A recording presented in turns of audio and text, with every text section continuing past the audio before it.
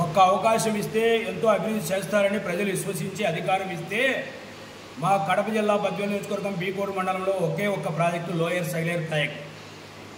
దాంట్లో చిట్ట చివరన ప్రభుత్వం మారే సందర్భంలో చిట్ట చివరి దినాల్లో ఆ గేటు కొట్టకపోవడం జరిగింది.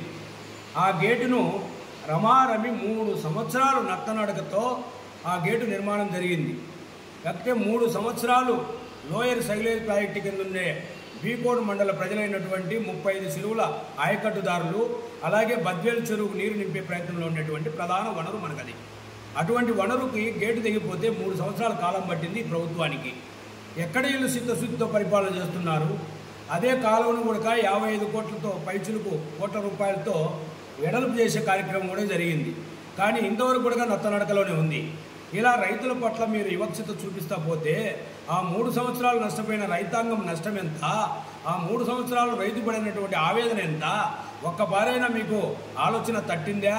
ఇదేనా మీ చిత్తశుద్ధి లేని ప్రజాపాలన? ఇటువంటి పాలకులను మేము ఎన్నుకునేదని చెప్పేసి ఈరోజు ప్రతి పౌరుడు ప్రతి ఓటరు ప్రజలందరూ కూడా ఆలోచిస్తున్నారు.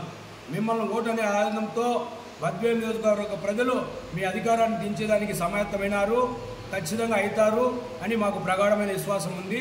ఖచ్చితంగా ఇలా పక్కన పెట్టాల్సిన అవసరం బద్వేలు నియోజకవర్గ ప్రజలకు ఉంది.